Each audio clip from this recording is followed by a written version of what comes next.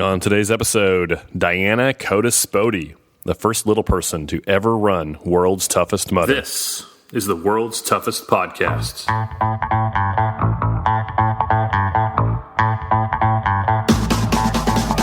Welcome to the World's Toughest Podcast, where we talk about any obstacle course race you'd like, as long as that's World's Toughest Mudder. Each week we talk to members of the WTM community and share stories of success and failure in the single greatest event in OCR. My name is Will Hicks, and this is the World's Toughest Podcast.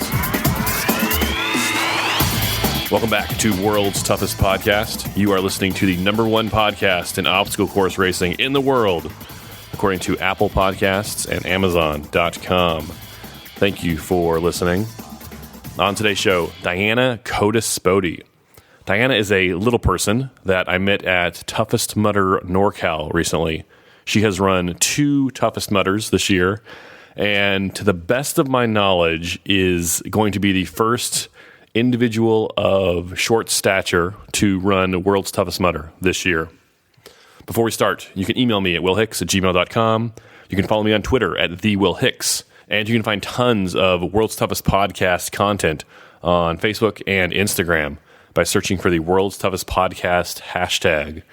We have an amazing World's Toughest social media team sharing news on new episodes and just talking generally about World's Toughest Mudder and their training for it, the gear they're going to bring, and all the things associated with World's Toughest. Look for that hashtag and then follow them. You can be a part of the show by leaving a review on Apple Podcasts, and I will read it on a future episode. If you want to join our social media team, step 1 is to leave a review on Apple Podcasts. Then shoot me an email at willhicks@gmail.com with your social media links, your Instagram, your Facebook, whatever your preferred platform is there. Let me know you know what you're doing. Before we talk with our guests, let's talk some news. Our last episode was huge. We talked with Nolan Campbell and Eli Hutchison of TMHQ, and they laid out World's Toughest 2018. The episode was released almost a week ago, and it is already in our top 5 episodes ever released. We've been doing this for 2 years. That one it'll probably be our number 2 downloaded episode ever. Number 1 is an episode with Evan Perperis and Ryan Woods, episode 1 of season 2 this year. We talked with them about World's Toughest 2018, and they gave us almost everything. We have never done an episode like that. Tough Mudder has never done an episode like that. Other than the actual list of obstacles, which will be huge and is just starting to be released now, we know everything there is to know about World's Toughest 2018. There is literally too much from that episode. I couldn't even fit it all into this small little news segment, but go to our last episode and leave a comment in a review on Apple Podcasts or leave a comment on Facebook. Share it with your friends. It will get you fired up about World's Toughest 2018. Tons of people sharing that episode. Hundreds of people commenting on the World's Toughest community group, talking about it, World's Toughest Mudder. If you haven't listened to the last episode, Season 2, Episode 36, number 94 overall. Check it out. Puzzle pieces are out. It has become a tradition as World's Toughest gets close for Team HQ to release the official map for World's Toughest, one piece at a time. They will post a challenge for the community, like put pictures of all your Tough Mudder headbands. 50 pictures gets a piece. Or record yourself doing pull-ups. 5,000 pull-ups gets a piece. And with each successful challenge, they release another piece of the map. Yeah, it's goofy, but it's fun. And it gets the people going. This is a special bonus for members of the World's Toughest Mudder community on Facebook. So if you are running World's Toughest this year, or if you are working pit crew for World's Toughest this year, be sure you are a member of the World's Toughest community on Facebook. If you're not signed up for World's Toughest Mudder and you want to see the map early, you should sign up for World's Toughest Mudder. Next piece of news comes directly from Rhea Coble. 5 stars. Ray let me know about a contest or a challenge, really, that Strava is running. Strava is an app for your phone that you can track your running mileage with. You can sync it to your phone or your running watch. They'll keep track of your miles and your routes, and you can follow other runners on there. Most of you already know what Strava is. They also hold challenges.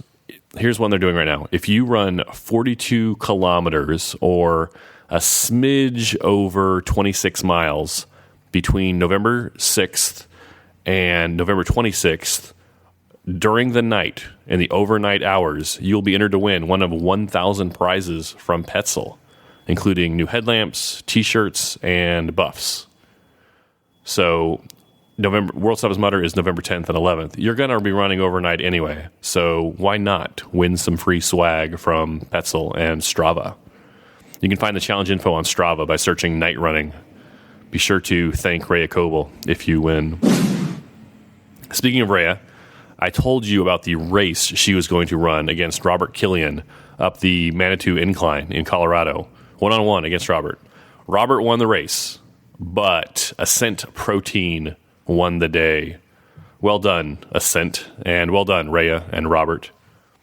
Last episode, after I talked about the race between them, I shared Rhea's discount code for Ascent Protein. Rhea 10 will save you 10% at checkout. Nothing crazy about that. Most sponsored athletes have some kind of discount code like that. I got a message after the episode aired from a friend that he said, yeah, that discount code doesn't work. Which code? Rhea 10. He spelled it out TIN. Rhea 10. Sounds like a supplement, right? I said, that's a good joke. That's a solid joke. I'm going to use that in the next episode. And he's like, What Joe, what are you talking about? So that's on me. The discount code for Ascent Protein is Rhea 10. REA 10. You're welcome, Ascent. I am very excited to announce the return of Elite Week. We call it Elite Week. It's really Elite Weeks. Between now and World's Toughest Mudder, we are going to talk with one or two elite athletes in a short 15 to 20 minute episode every single day leading up to World's Toughest Mudder. We will talk with current champions like Rhea Coble and past champions like Amelia Boone. We're going to talk with as many of the people that are shooting for the podium that we can, and a couple of wild cards that we think might make some noise. Now, I promise you I'm not going to get everyone. I'm trying, but I'm not going to get everyone. And there will be one or two people that come out of nowhere and finish in the top 5 that I've never heard of or that I just missed this year. So don't be upset or disappointed. Don't even be surprised when I miss your favorite guy, okay? I'm trying to get them all, and I think I've got almost all of them. Anyway, Elite Week is awesome. If you want a sneak preview of what Elite Week is, go back through our episodes from last year and check that out. It will be great, and it will start soon. Heather Bodie posted something on Instagram this week that I need to address. This is just a side note, not related to Tough Mudder or World's Toughest at all. Feel free to fast forward. Heather is the host of the Overcome and Run podcast. She has friends that allegedly make fresh squeezed orange juice, and she posted a real pretty picture on Instagram of some fresh OJ. Here's the thing. Here's why that's a lie. No one actually drinks orange juice. It's just there for decoration. It's supposedly the number one breakfast drink, and it's on the table in every commercial for breakfast cereal. But the person who drinks orange juice for breakfast does not exist. Do you know why? Because toothpaste exists, and most people brush their teeth in the morning. If you brush your teeth and then drink orange juice, your mouth will kill you instantly. So anyone who drinks orange juice either doesn't brush their teeth or is lying to you. It's time to play You're So Smart. Hey baby, you're so smart. Look at what you're doing now. Last episode, we asked the question, World's Toughest Mudder has been held for 7 years. Amelia Boone has won the women's race 3 times. who won the women's race the 4 years Amelia Boone did not win? The correct answer is Juliana Sproles in 2011, Deanna Blegg in 2013, Stephanie Bishop in 2016, and Rhea Coble in 2017. Congratulations to Ian Richardson, Jay Hawley, Stuart Clark, and Brian Angstadt for their correct answers. Ian, Jay Hawley, Stuart, and Brian, you're so smart. Hey baby, you're so smart. Look at what you're doing now. This week's You're So Smart question is, what world's toughest mudder podium athlete was also college roommates with one of the most well-known athletes to come out of American Ninja Warrior? If you know the answer, email me at worldstoughestpodcast@gmail.com with "so smart" in the subject line, and you could win a shout-out. Don't message me the answer. Don't send it to me on Facebook or Instagram. It could count. It'll qualify, right? Like I'd read your name. I'm happy to say it. But I get so many messages, I can lose those messages. Don't send it to me there. Send it to me at worldstoughestpodcast@gmail.com with "so smart" in the subject line, so I make sure you get credit if you get it right. And that has been You're So Smart. Hey baby, you're so smart. Look at what you're doing now. Who wants a free pair of Merrell trail running shoes? I will be running World's Toughest in a pair of Merrell Agility Peak Flex trail running shoes. I'm going to bring a pair of All Out Crushes as a backup, just in case. If you would like your own pair for free, text the word TOUGH to the number 22828. That's for a chance to win. You're not going to send a text message and guarantee yourself a free pair of shoes. That's not how the world works. Merrell is working with World's Toughest Podcast to give away the Merrell Agility Peak Flex or the Merrell All Out Crush 2.0 to a lucky listener of the podcast. Just text the word TOUGH to the number 22828 to subscribe to our newsletter that goes out every month, and you will be entered to win these shoes. Totally free. Today's winner is Eric Chubeck. Congratulations, Eric. Well done. Watch your email for a note from Merrell and me for directions on how to claim your prize. Remember, you can enter totally free by texting the word TOUGH to the number 22828. Before we talk with our guests, let's read some iTunes reviews. 5 stars. 5 stars. 5 stars. 5 stars. 5 stars. 5 stars. 5 stars. 5 stars. Our first review is from the UK. We're big fans of the UK here. From the UK, Christoph Pratt writes, "Love this podcast. 5 stars. Really been enjoying these podcasts with the build-up to my first WTM. They've given me so much information about what to expect, and I'm so excited. Especially the latest episode, giving us an insight. We will be traveling from the UK with my team, Team Short Shorts. See you in the mud." From Christoph and Holly. Thank you, Christoph and Holly. If you like the recent buildup of episodes, you are going to love Elite Week. I did 10 interviews 2 days ago and 8 interviews yesterday, and I have more scheduled for next week. So, Christoph and Holly, I have you covered for audio content for your flight from the UK to the US.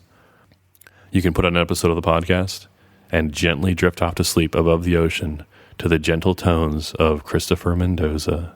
Christopher Mendoza. Be sure to find me, Christoph, Holly, and say hi in Atlanta. Love to meet you. If you would like to be a part of the show, like Christoph and Holly, you can leave a review for the show also. Just open the Purple Podcast app on your iPhone or iPad and search for World's Toughest Podcast. Click our logo and scroll down to click Write a Review. If you don't have an iPhone, you can leave a review on Amazon.com. Just search Amazon for World's Toughest Podcast. Click our logo and then scroll down to click Write a Customer Review, and I will read it on a future episode. Diana Codispoti is an individual of short stature or a little person. We're going to talk with her about what that means in a minute. You can follow her on Instagram at toughmudder_dirtyd.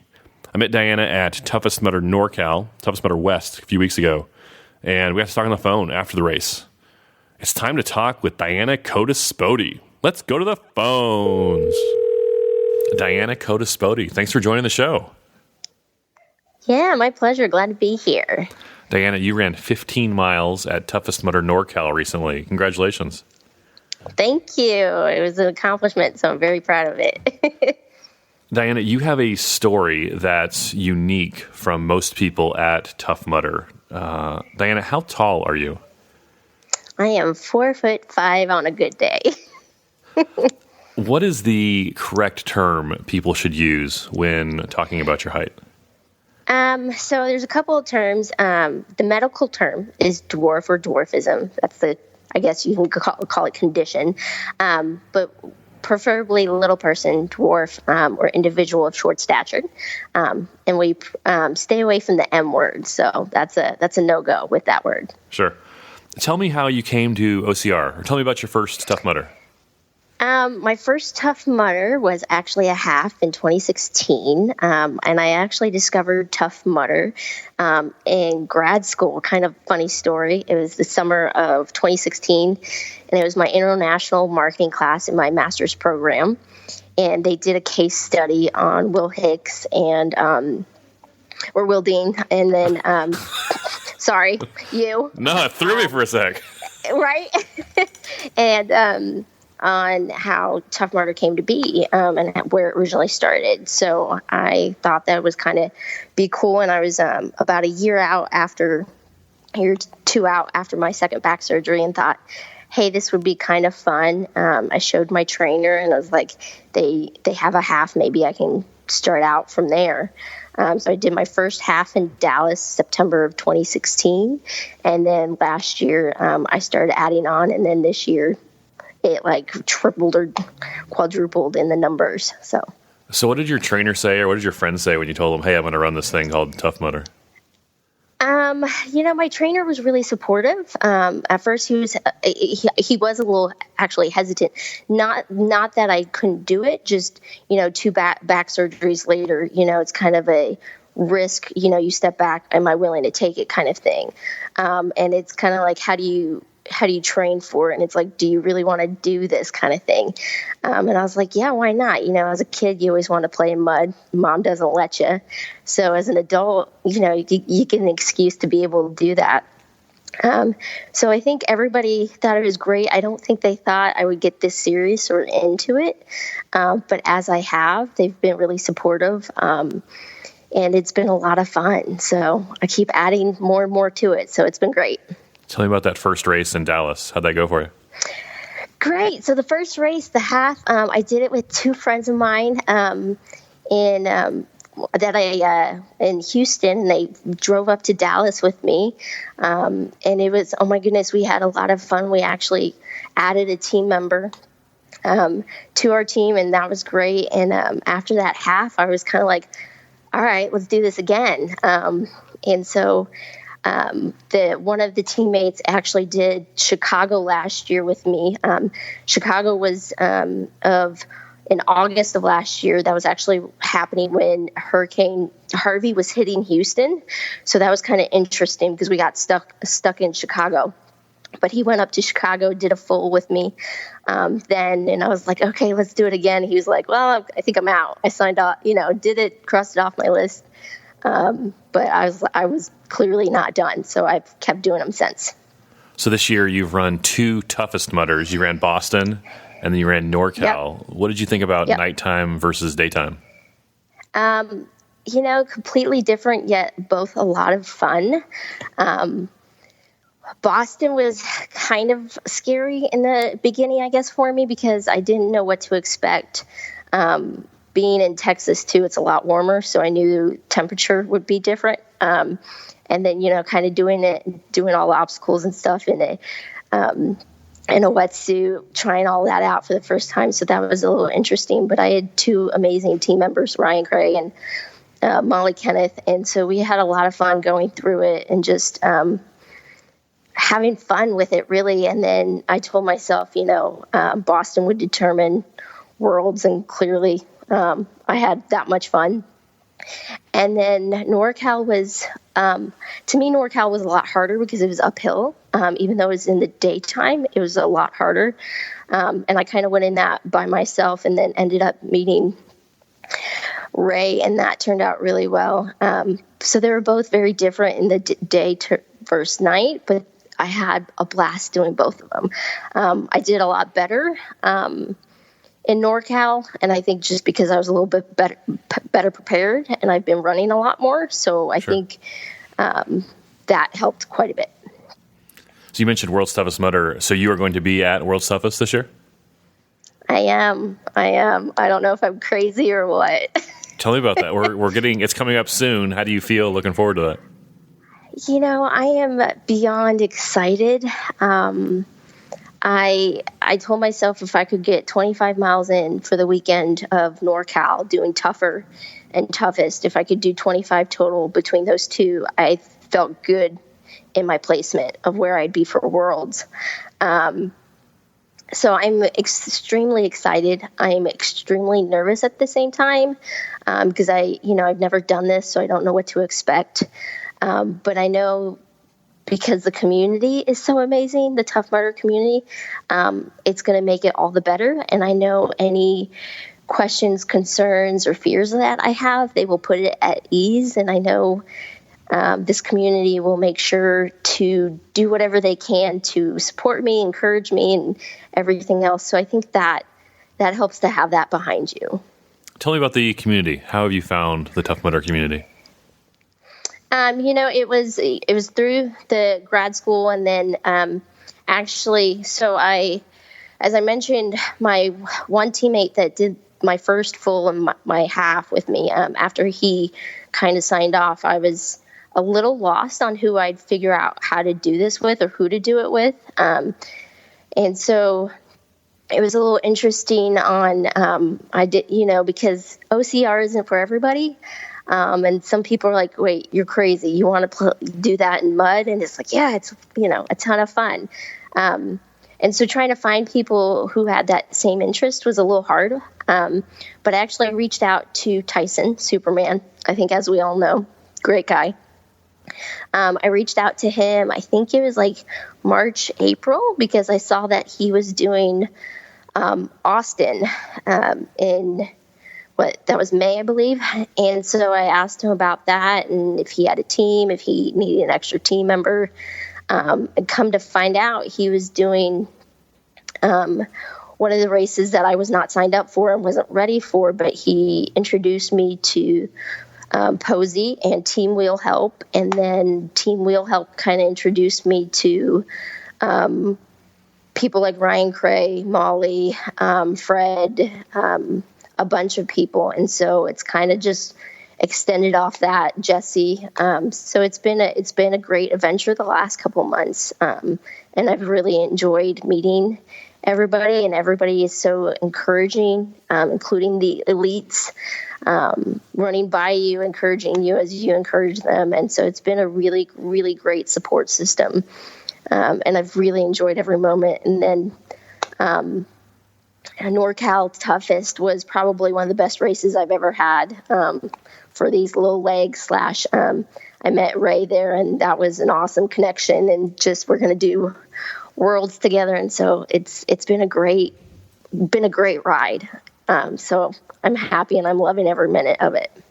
Can I ask you some height-specific questions? Yeah, definitely. How do you approach obstacles like Berlin Walls or Funky Monkey? Okay, so it's a little it's a little engineering on my part / a little help from other people.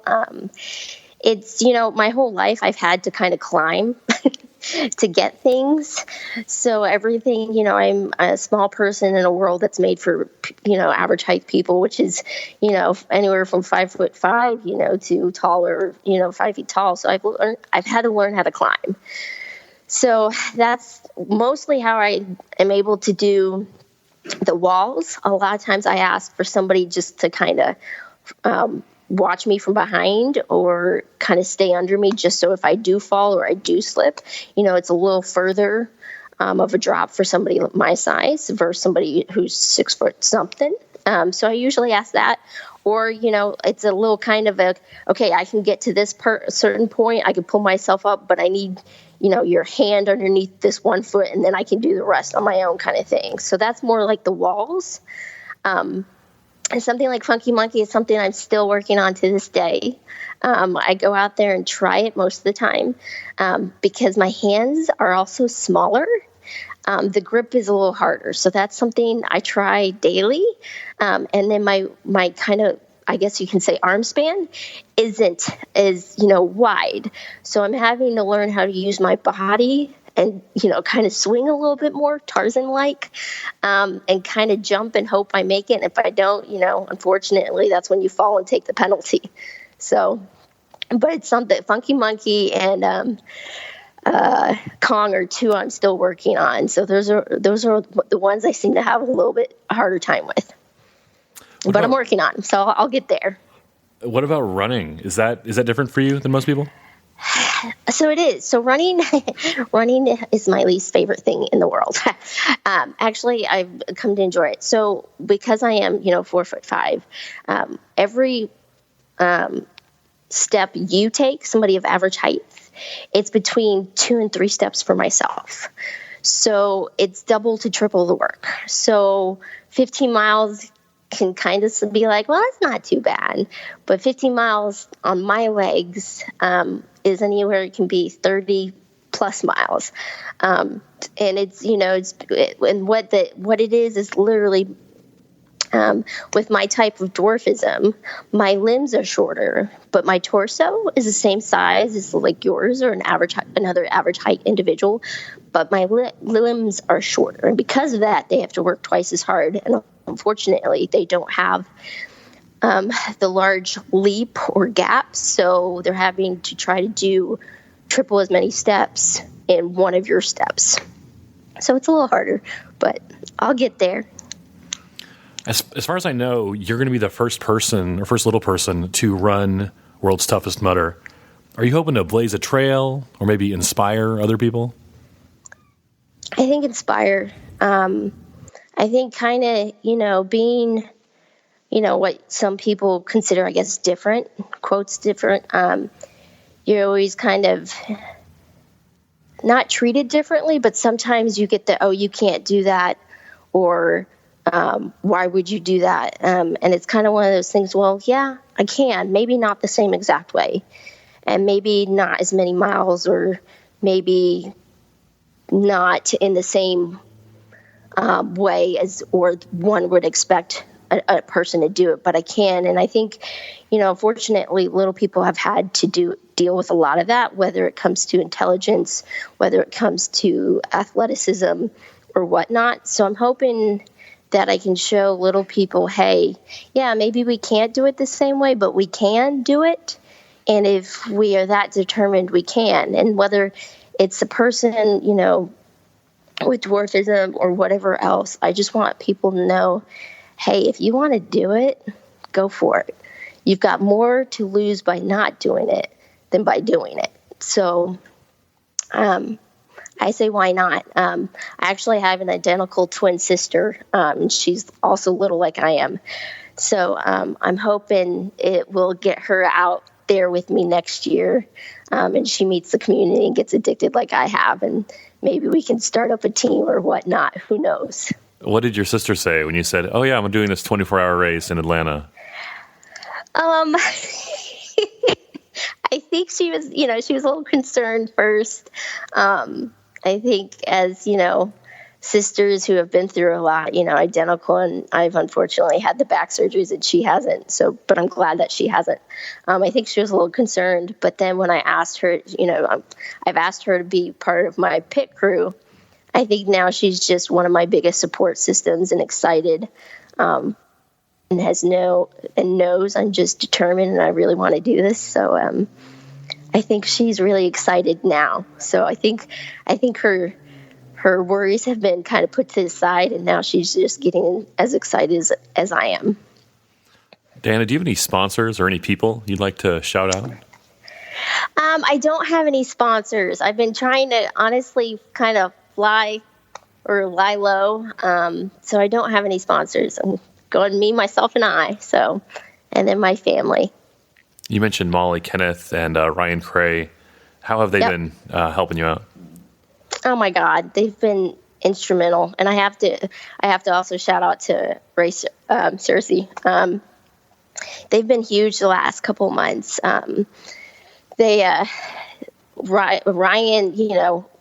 I met him at Austin, and he was just cracking me up the whole time. And then Boston, he helped me. He actually was the one that helped me, encourage me to do a few of the obstacles I was a little bit more intimidated to. And so he's been great. And he's just been checking in with me the last couple of weeks. And he just got his 100th race, and I'm so excited for him. But he's been very supportive, and he was like, I knew you could do this from, he's like, you got Worlds. He's like, it'll be a cinch for you. And then Molly's been great. She's been helping me with, kind of what I need to bring, because that list is long. Nutrition wise, she's been really good. She's also been, trying to coach me, and, I'm a little worried about my biggest, I think, fear is hypothermia with Worlds. So she's been kind of easing me into that or talking me through that. And then Ray, as I mentioned, I met him in NorCal. He's been putting kind of our pit plan together, since we're going to try to team up. And my original goal was 25 miles, and now we've increased it to 35. So they've been all very instrumental. Diana, any last thoughts on Tough Mudder or World's Toughest Mudder? It's one of the best and coolest communities I've ever been a part of, Tough Mudder.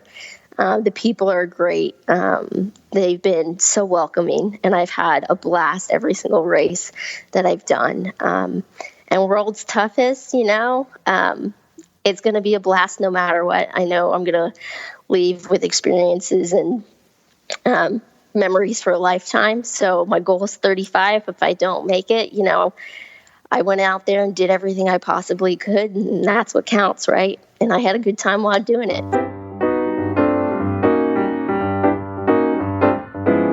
Special thanks to Diana Codispoti for appearing in this episode. Well done, Diana. Good luck at World's Toughest Mudder. For the rest of you, and for Diana, I am looking forward to meeting you in person in Atlanta. I will be doing a book signing at Barnes & Noble on Wednesday night before World's Toughest. I haven't written a book or anything. I'm just going to be there signing books. If you are a fan of our podcast, you can show me and the world by leaving a review on Apple Podcasts. I would be grateful. I'll talk to you soon. Go spend time with someone you love.